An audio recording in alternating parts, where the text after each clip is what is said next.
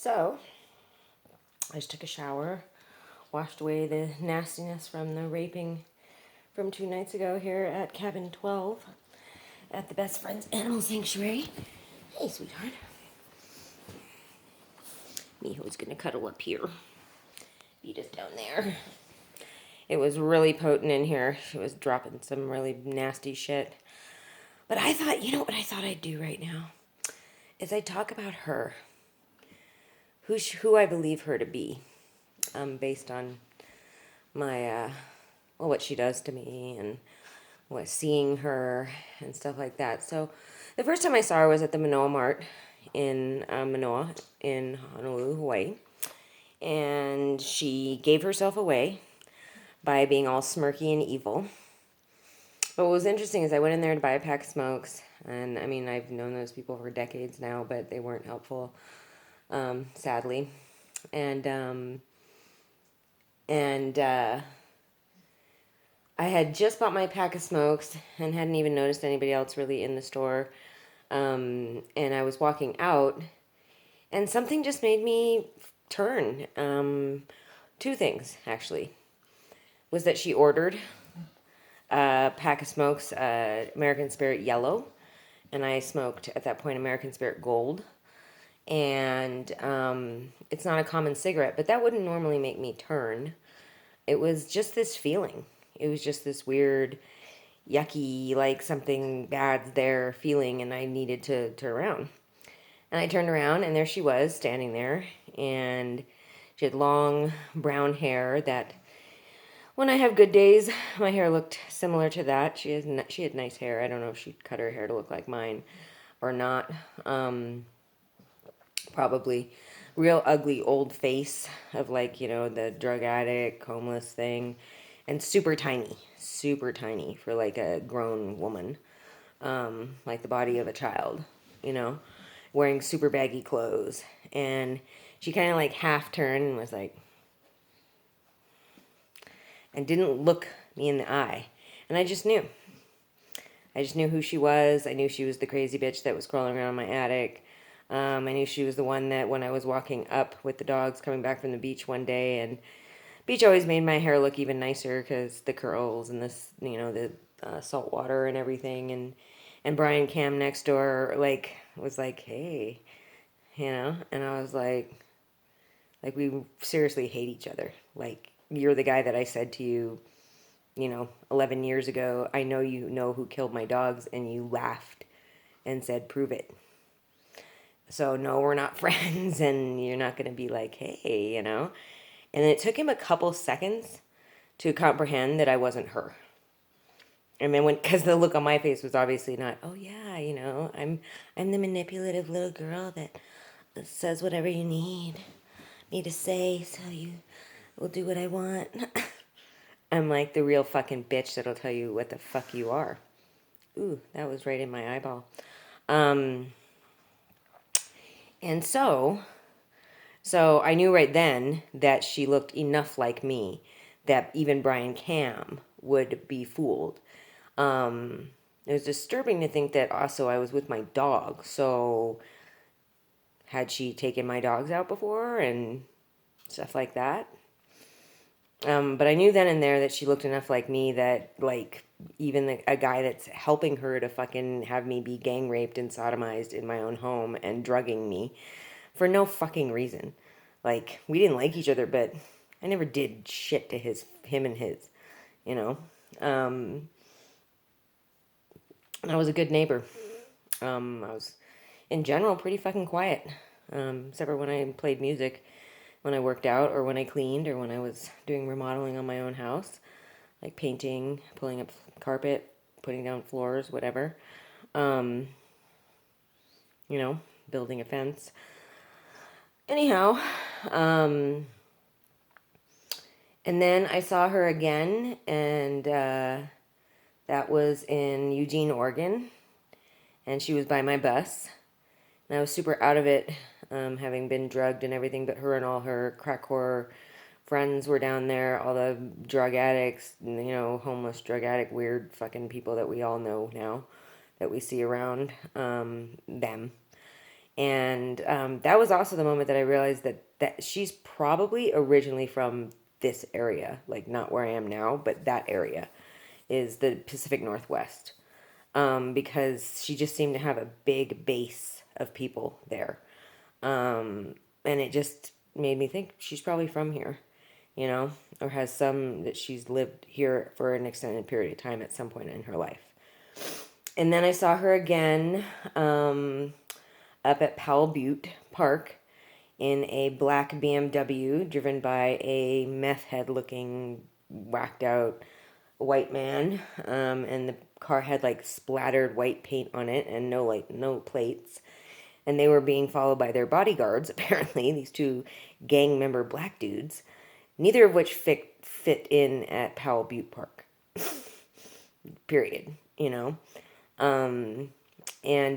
I saw her then, and she was in a hoodie, and she was all crouched down. And that's not the first time I'd actually seen her in a blue car driven by a Hispanic guy, right after the very horrendous gang raping outside of the Weatherman Hotel.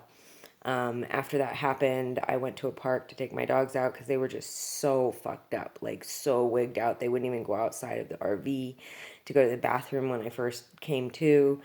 They were just so afraid. Obviously, they had been taken out of the RV, probably put into one of the hotel rooms at the Weatherman Hotel. That's what my guess would be, so that they'd be out of the way for the gang raping. Yeah. Yep. And she was in that blue car with that Hispanic male, because I was sitting at that park and I stayed there for a while. I let them run around, and they felt, just trying to make them feel better, and got Kitty out and let him walk around, and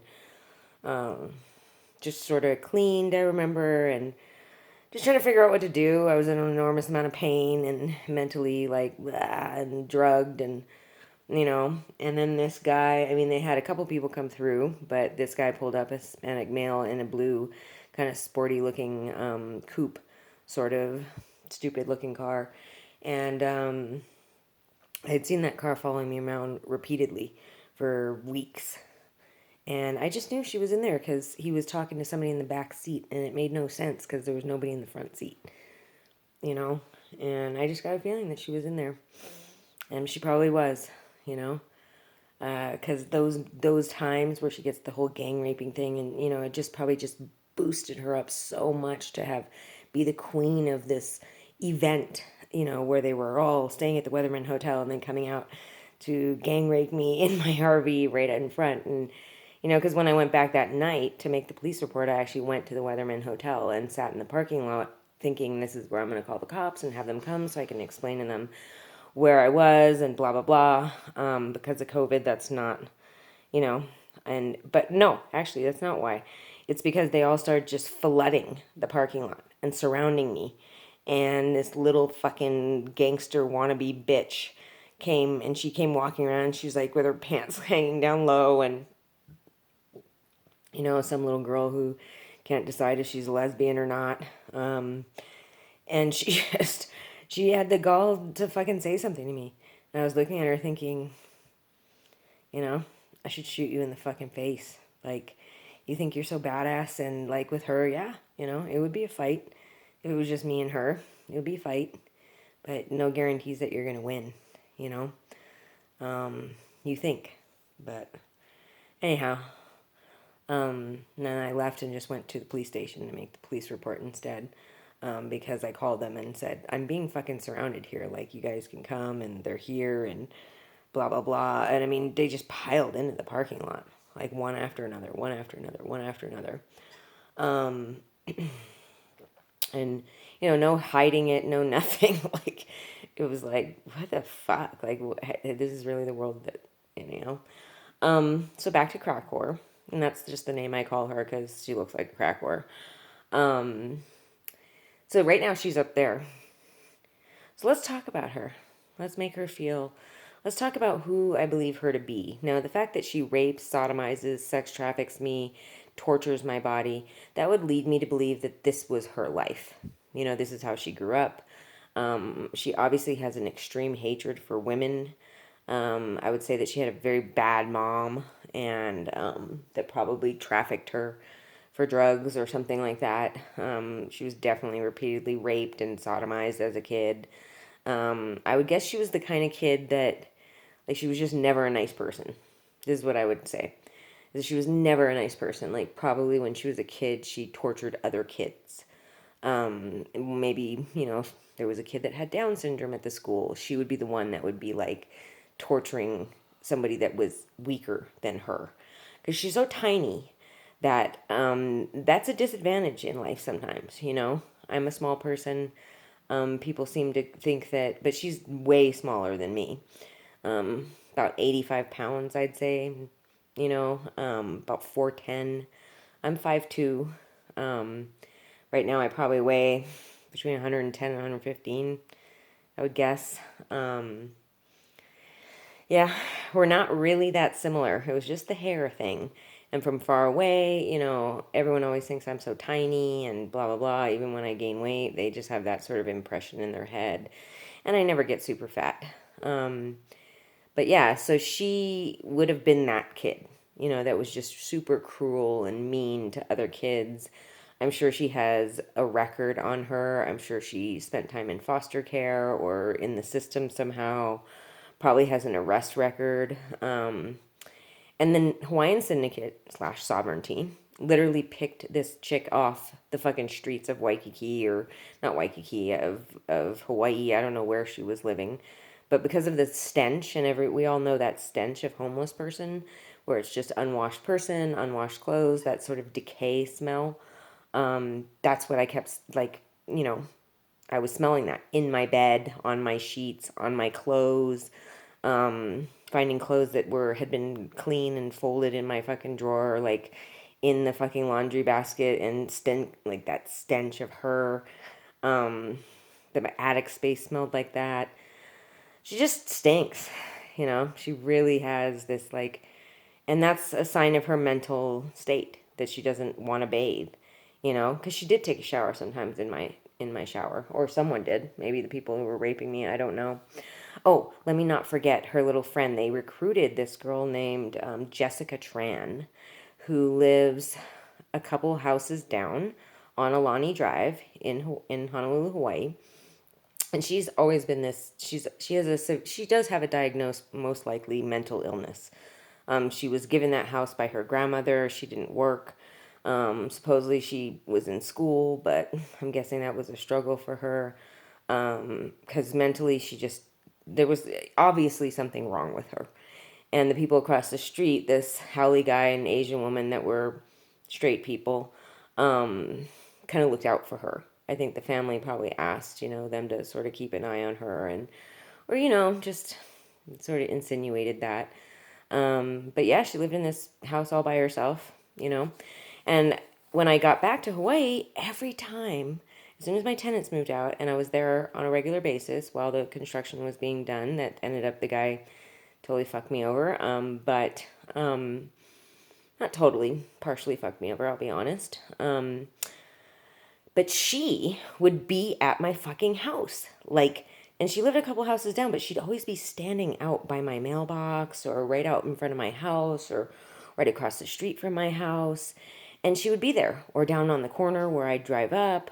And I'm literally talking every single time that I'd come or leave the house. If I was returning home, she was there. If I was leaving the house, she was there.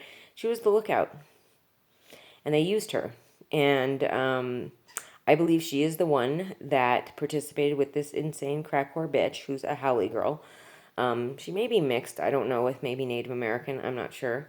Or she's just straight up haole. But when I woke up and my entire top of my foot was black and blue. And this is because she had started getting really angry at me. This is Jessica Tran. Because at some point I just said to her, you know what? You need to get the fuck away from my house. Like, you're making me uncomfortable standing out here all the time. I don't know why you need to do this, but I don't want you here. And, any person would feel that way. Like, she's not mentally well, and it didn't make any sense, And she'd be like, I'm walking. I'm like, you're not walking anywhere. Like, you're literally, like, right in front of my house all the fucking time. Like, walk down by your fucking house. Go stand in front of your own fucking house. So, and I didn't say all that. I just said, you're making me uncomfortable. You need to fucking get away from my house. Like, and she got all like, meh. And then she'd be out there all the time and she'd follow me as I'd walk the dogs. And, at one point I was walking and she's like, you're following me. I'm like, literally, you've been waiting outside my house for me to leave. How can I be fucking following you, you stupid fucking diseased bitch? Like, fuck, And she just was taunting me. And it was like, oh, dude, I just wanted to fucking lay her the fuck out. So I think she did that to my foot with this crazy bitch. Because I think that they brought her in after a little while, making sure that I was totally knocked out, thinking that she could handle, like, any interactions that we had, that she wouldn't, like, spill the cards or whatever, which was delicate, I'd say, for them because, again, she was mentally not well. But I think they let her do that, abuse my body and torture my body because she had this anger and aggression towards me because I didn't want to let her follow me around and wait outside my house for me all the time. Like, but she didn't like being told what to do, which is very similar to this crazy crack whore up here. And so, but that's just a side note. And then when I called the police finally about everything and I started making police reports, when I just bit the bullet because I know they're so fucking corrupt, like, sort of like, what? Like, but document, force them, and so I told him about her. I had a detective assigned to the case, one of my cases, and when he called up, I said, this is one of the people that is involved, and you can go talk to her because she's never going to be able to handle her shit. Like, she's never going to be able to not... Vita's convulsing.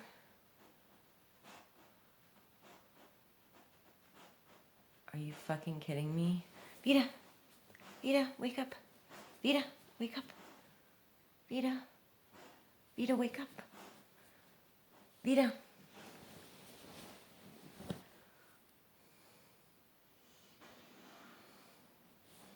It's okay, Vita. It's okay. So I told the detective about her and said, you go talk to her. She's never going to be able to handle because she's not mentally sound, So if you start pressing her about this, she'll fucking crack or you'll know. You'll know that she's fucking lying, And interestingly enough, the very next day, I called the police or they called me, I can't remember. And the detective told me that she was not there. And for a couple months, they told me that they were going to her house and knocking on the door, and she wasn't answering the door. And they told me blatantly, Vita, sweetie, wake up. Vita, wake up. They told me blatantly that they believed that the syndicate took her to one of the outer islands to hide her because she wouldn't be able to, have a conversation with them without fucking spilling the shit. So again, people that are like, you don't have any proof or, you're crazy, this isn't happening. Go talk to Jessica Tran on Alani Drive. Because she disappeared for a long time. And in that time when she wasn't there were people going into her house. And they were not people that you would normally see going into her house or even in that neighborhood. Just super kind of scummy looking, whatever kind of people. And they were going in and out of there. And I don't know if anybody else saw. I don't know. But she didn't show up till like, I want to say almost a year. Like they kept her hidden.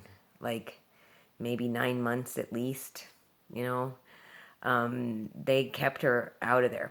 And when she showed back up, she had shaved her entire fucking head. Which for a woman is a big decision. And for somebody who's mentally ill, maybe not. Maybe, not the first time I would have seen that from somebody that's mentally ill. But she did that because she was afraid that her DNA would be in my house and that they would catch her through that. I bet you anything. I would bet everything I have on that's why she did that. And I'm sure they tried to tell her that that's not going to happen. You don't have to worry about it. And plus, where would her DNA be in my house? I mean, how the fuck would I know? And I'm not a skanky piece of shit, so I normally clean my shit. Wash my sheets, do all those things, especially with the homeless smelling on it. It was disgusting. So, yeah. So yeah. She was in my fucking house. She was in my fucking house. Jessica Tran. And she knows this bitch that I'm talking about is a very real fucking person. So we'll go back to that. So she's a very real person. I think she has ties and roots in the Pacific Northwest. She was a homeless girl in Hawaii that the Hawaiian Syndicate Sovereignty just basically plucked off the street. They probably knew her as being a psychopath. They probably knew her as just being through drugs. Obviously a drug user. All her friends are drug users. And they stuck her up in my fucking attic.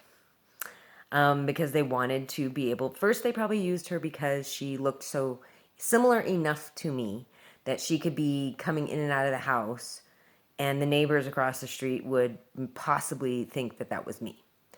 And, I mean, unnecessary, because really, I mean, everybody knew in the neighborhood what was going on, and nobody had anybody to call anyways. You can't call the cops. There's no fucking, justice in fucking Hawaii for anybody. And that's how the Hawaiians have set it up.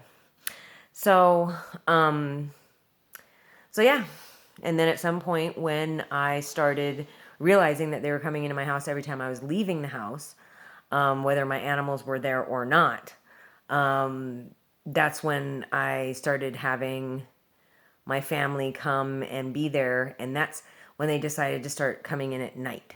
It was about March. It was about this time, 2 years ago, that they started coming into my house at night. And I only knew that because I was waking up with the bruises and the semen coming out of me half a dozen times and cutting off my pubic hair. And you think that would be enough. But even for me, because I had no recollection of it and I did not expect that, because I really felt like I have two big, rather large pit bull dogs that will bark, and they'll never be able to get in my house without me knowing. That's what I felt, and that's what I thought, like a normal person. But I had these little audio recorders that I had been leaving on, and I had started doing that in Portland.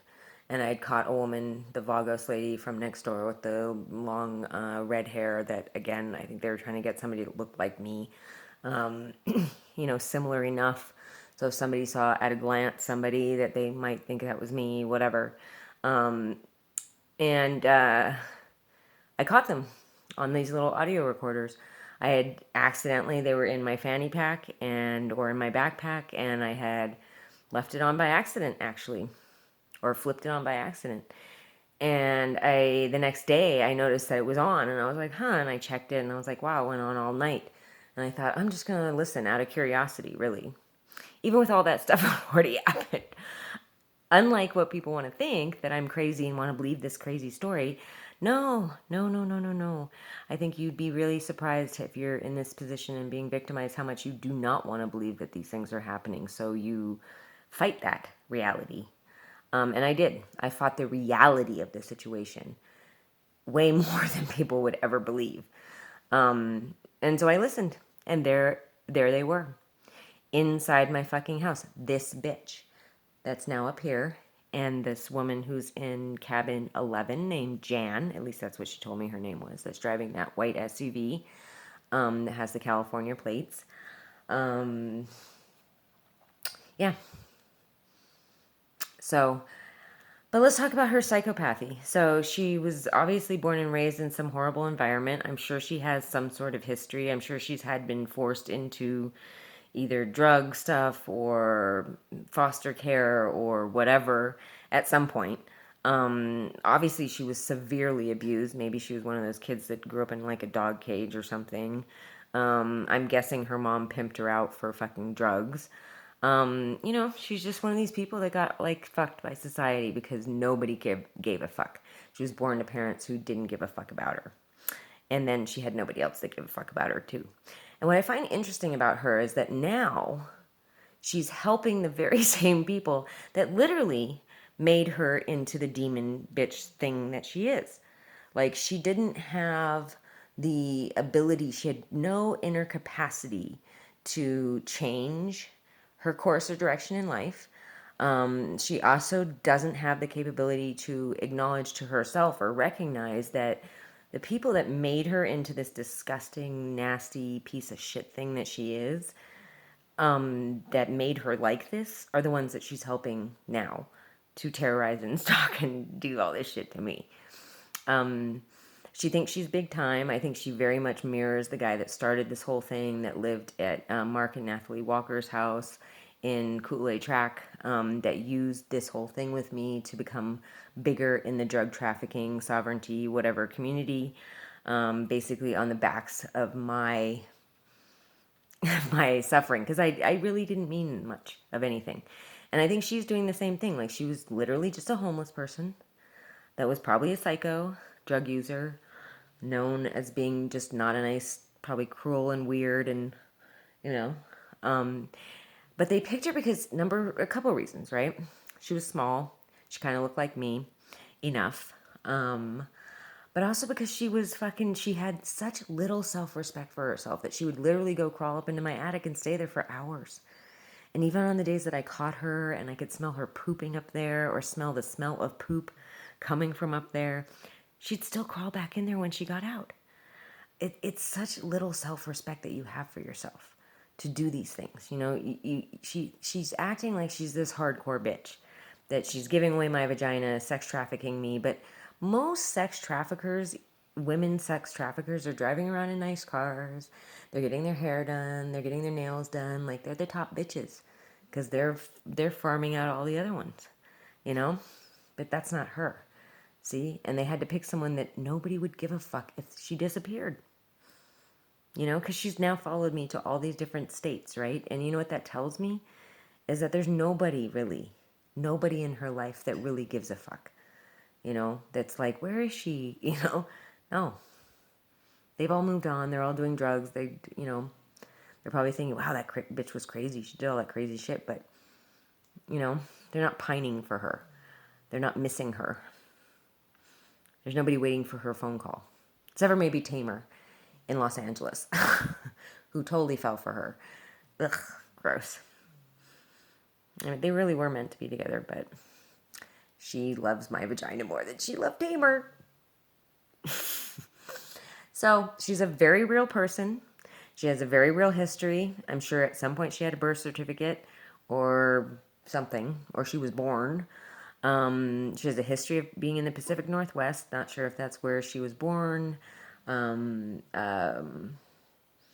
she's, she was stepped on by society, but she never ever, thought more of herself. She never thought that she deserved more than what she became. And, all these people are using her, and she thinks she's this queen bitch. And nights at the Weatherman Hotel where she's like big time, like, look what I've got the party, I've got all the drugs, I've got the unconscious woman to rape, sodomize, and torture.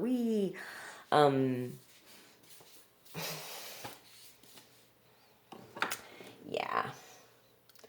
That's not really being anybody interesting or big time or whatever. You know, it's really pathetic. Look what she did. It's really pathetic. And that's what I would describe her as, pathetic. Mostly because she's helping the people that took her ability to be a normal human being away. She's decided to play their game and be on their side and help them. The people who took her life and turned it into shit. That's the kind of person that she is. So she's not big time, And also, interesting to note, is that at the end of the day, they'll probably kill her. I mean, I've described her to a T to multiple police officers, made in police reports, the Federal Bureau of Investigations repeatedly, in Hawaii, through all these states. Just think about it. If you were a drug trafficker, and think about sex traffickers and how they really feel about their women, and women just in general, what are you going to do with her? What are you going to do with her? Like, I die, then what do you do with her? Are you going to go stick her up into some other woman's attic? I mean, is there really some other woman that they've already been terrorizing and stalking and gaslighting for a decade before they can get to this point where they can do this kind of stuff and get away with it and me not be believed? Because this is not like this just didn't just happen. You know, this is a systematic situation where they set this up where I'm in a position now that when I do call the cops, I'm not being believed. Part of that is mentally, it's just a lot. And to try to fucking, you know, especially in the moments where I'm fucking gang raped and horribly abused and hurting and in pain, it's a lot. And it's hard to keep my shit together, and, you know, I'm not a pretend kind of person, so I just sort of, I am where I am and blah, blah, blah. But, yeah, this is part 1 of who Psycho Crazy Bitch is that cuts my hair.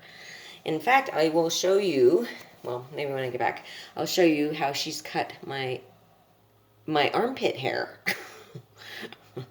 And how fruitcake she is.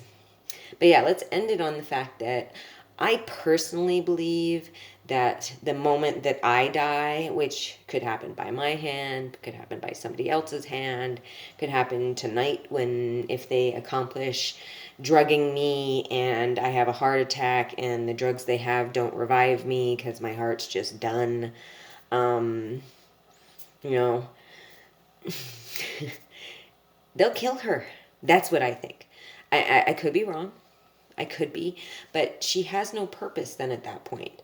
Unless, again, they have another woman that they've already systematically gaslighted and put into this position where they could shove her up in their attic and she could come down at night and serial rape, sodomize, sex traffic, and all do other things. You know, she doesn't have a place. She's not the bitches that's going to be driving around in a car with a fancy haircut and makeup and nails and that sex trafficker. She's not going to be that girl. And I'm guessing she's not going to want to go back to being a bottom bitch. You know, I mean, I think she's great for pedophiles because she has the body of a child, but the face of an old lady, so yeah, where will her place be? If I were a sex trafficker, drug trafficker, and I had gotten this crazy, insane homeless bitch to do all these horrible things, and that woman had been, and